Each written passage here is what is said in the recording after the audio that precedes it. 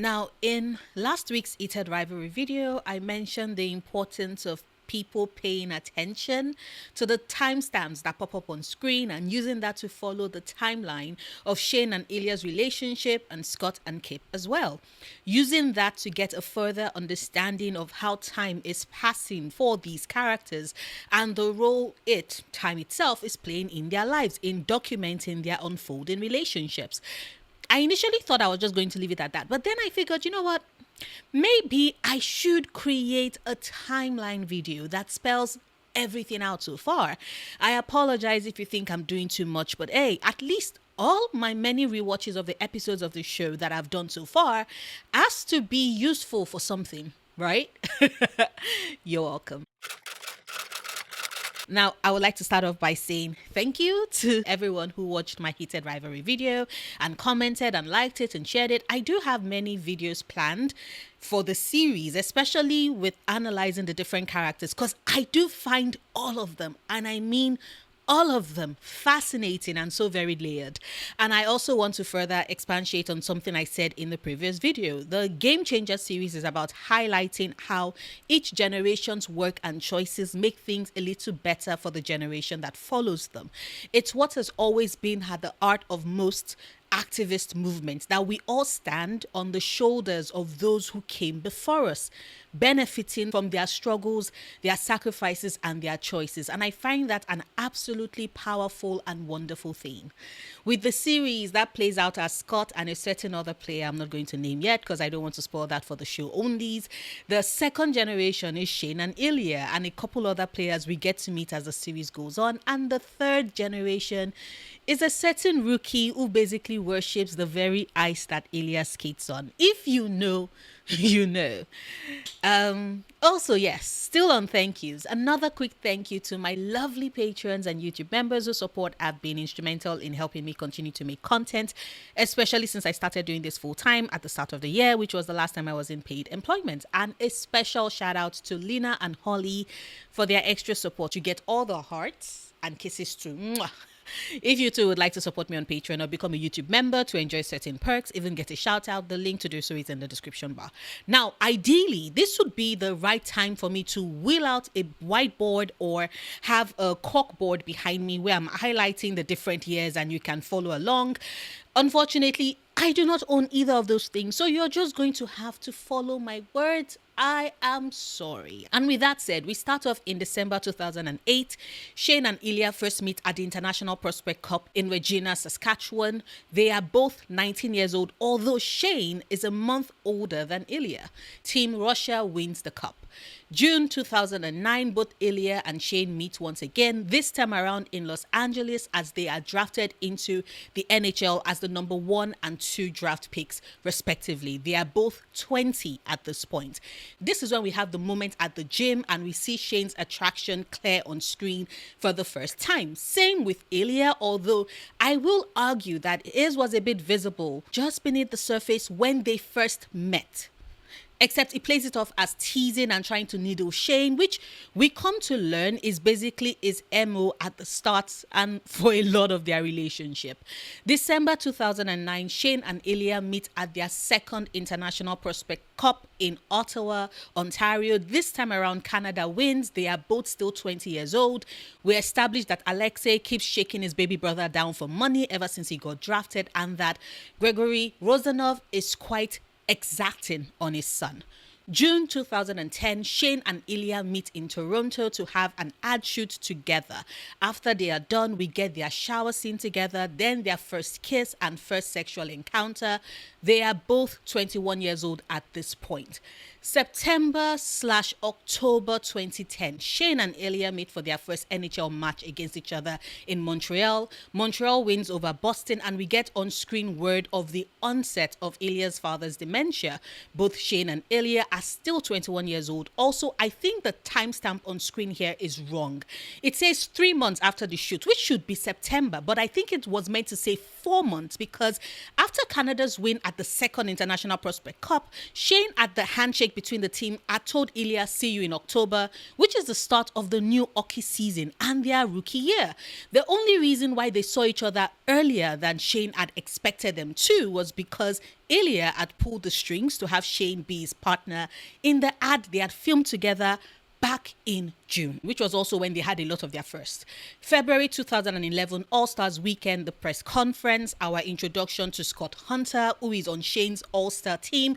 Saw some people online who were confused about why Shane and Scott are on different teams in the NHL when they were on the same team together at the All-Stars game. And I just felt the need to point that out because not everyone necessarily follows sports, I guess. I mean, I don't, not actively. Sometimes I catch things, right? And then the League of Legends did at some point have their All-Stars weekend. Anyway, Shane and Ilya have another sexual encounter. For context, this is 8 months after the first and last one back in June of 2010.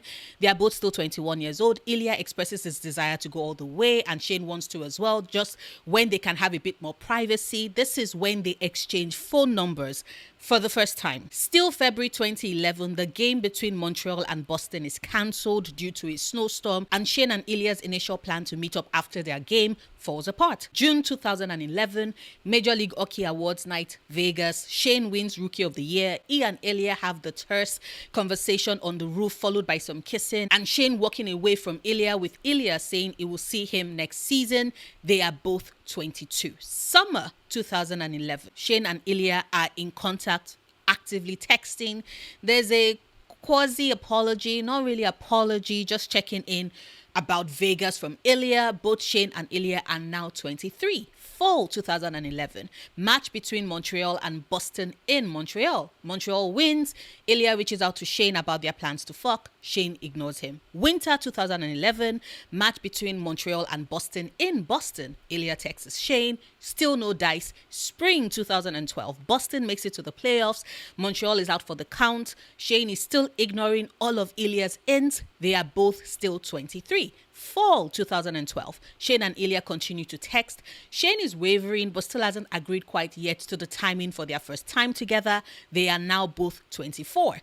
Winter 2012, more flirting, still no dice. Spring 2013, more flirting, more facing off between Boston and Montreal, still no dice. Fall 2013, Montreal and Boston face off in Montreal. Montreal wins. Shane finally texts Ilya with the address of where to meet on the property he had purchased.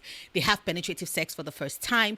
2 years after their last rendezvous, they are both now 25 years old. Still fall of 2013, specifically October 2013, Scott meets Kip at Straw and Berry, gives him tickets to watch him play, plays against both Boston and Montreal.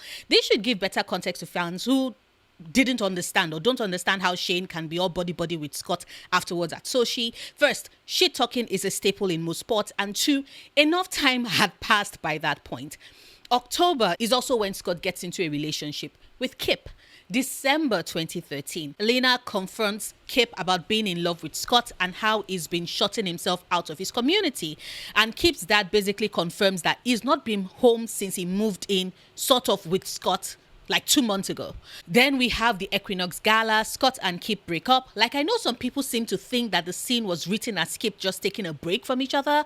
I don't know how they saw it that way, because to me, it read more as a breakup. It's in the utter misery that sees Kip crying in the arms of his father when he returns home, and a devastated Scott watching the man he loves surrounded by love and community and not being able to go in and be a part of that. The choice to continue hiding, as shown with the socks, I just felt the need to point that out because I think some people missed that part.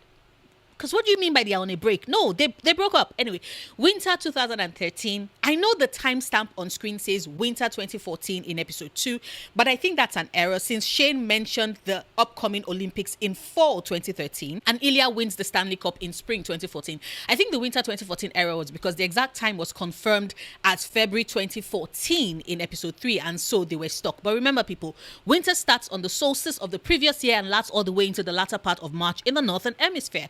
Anyway, winter 2013, Sochi Olympics. Shane's father's dementia is worsening. It's now been 4 years since his symptoms first started to show, which means it has been 4 years of Ilya watching his father slowly lose his mind and carrying the burden of caring for him amidst that, because Alexei isn't doing shit. It's also now been 2 months since Scott and Kip's breakup, and Shane and Ilya are now 26. Spring 2014, Ilya leads the Boston Raiders to win his first Stanley Cup. Side note, this always fucks with my head because the team is the Boston Bears in the books. I still don't understand why they changed it to the Boston Raiders in the show. Summer 2014 MLH Awards season, they are back in Las Vegas. Shane and Ilya present the Most Sportsman-like Player Award. There's the Touch Yourself night at the hotel, almost 1 year since their first time together. Not gonna lie, it makes sense why Shane is so thirsty in that bathroom with its filthy floors when you put that into context. And then we have Shane's deleted "we didn't even kiss" text. They are both 27 years old. Reminder, it's now been 8 years since their first meet. And that is the entire timeline of the show so far. Depending on if people enjoy this video, I might make a part 2 when the show is all done so we can see the full timeline of the entire story of season 1, and keeping my fingers crossed that we get renewed for season 2. So maybe I will do the entire the long game timeline as well, because I think that is what they are going to adapt, and then maybe find a way to incorporate the other romances as well in the screen adaptation. I really hope they do, because I want to see Troy and Aris's romance so badly on screen, and Ryan and Fabian, and Eric and Kyle as well. Yes, I know a lot of people are not a big fan of Eric and Kyle's romance because of the age gap, but I am legit the girly that loves all the Game Changer couples and can talk endlessly about what I enjoyed about each of them as individuals and the magic they create together. But yeah, that is the end of the video. Hopefully I did not bore you with my rehashing of things you already know, but if anyone watches this and it helps them with keeping track of the timeline of the show and everything that is happening, because I do know the timestamps pop up too quickly and not everybody was sitting there with pen in hand to track everything. So if this helps anyone in any way, I will consider this a job well done. So yes, please like this video if you haven't done so yet. Drop all your comments. I love reading them. Share this video if you can to someone who might appreciate it. It helps grow my channel and brings new subscribers my way. Or you can check out my gaming or ASMR channels if they sound like something you might be interested in. I have them both linked in the description bar. I will see you tomorrow with a new video. Until then, do remember, obsessing over the things you love, perfectly valid coping mechanism.